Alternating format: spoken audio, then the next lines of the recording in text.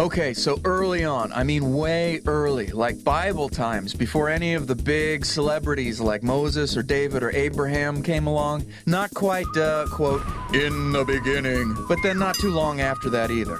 Back then, everybody pretty much had the same deal going. You had just a few options on how you could make ends meet. You could be a farmer, raise livestock, be a hunter. If you were really good at it and you lived near the right people, maybe you could make clothes or tents or stuff like that. But there weren't really any insurance salesmen or custom cabinet makers or bridal shops or pizza places. So most people worked on the basic stuff and traded for the other stuff they wanted. You know, the cattle farmers would trade leather and milk and cheese and beef jerky to the sheep farmers who had wool and mutton and the spicy cylinders of lamb that they used to make gyros. The guys who had vineyards were popular with everyone because wine goes with both gyros and beef jerky, I hear. Also, grapes and raisins are popular with everyone except for fig and date farmers.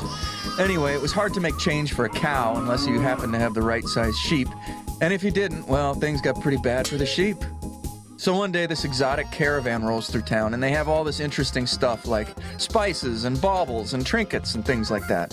So Mrs. Tentmaker decides she can sew some bling onto her tents to make them more expensive for the holidays. Also, she can market the new goat-resistant model of tent for the season. So they barter and haggle, and afterwards they have much smaller tent piles, fewer goats, and now they have a basket full of shiny stuff. And that shiny stuff, they say, doesn't need to be fed like the goats, and it isn't nearly as hard to carry in your sleeve pocket as a tent.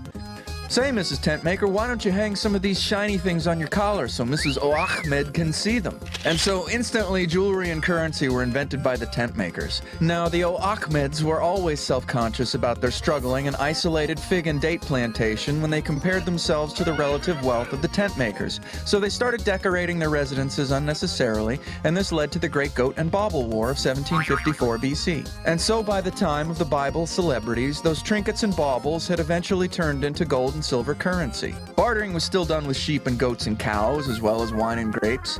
Figs and dates did well too, but not like gold and silver. Also, people had learned how to build things like cities and walls and pyramids, so goats weren't eating tents like the old days, except as snacks.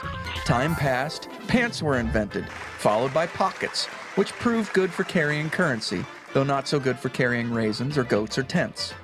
The enterprising explorers of the American continent filled their pockets with bling and went stomping through the underbrush trying to make deals, at gunpoint if necessary. But finding that the residents only had groceries to trade, they opted to take New York instead. This made a lot of people on both sides very upset and resulted in a lot of violence and impoliteness.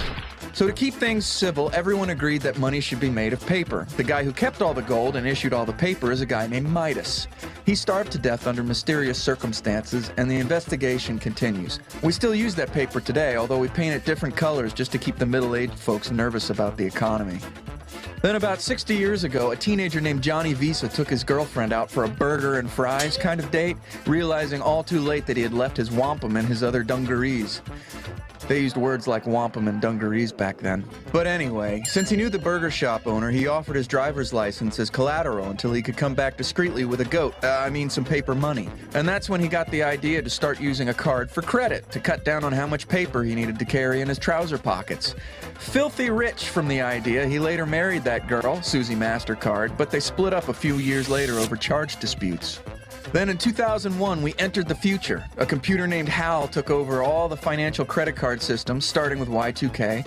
Now we just trade digital credits back and forth, and machines tell us that our credits are worth less than our paper, which was never a good substitute for wampum or gold or figs or goats. It is the age of the apocalypse. Robots run amok, killing humans and acquiring their credits. One became the governor of California. Most human survivors exist in a prison known as the middle class, working strenuously to pay artificial credits to a robot for possessions we need to impress our fellow prisoners. And that, my friends, is the whole real history of money.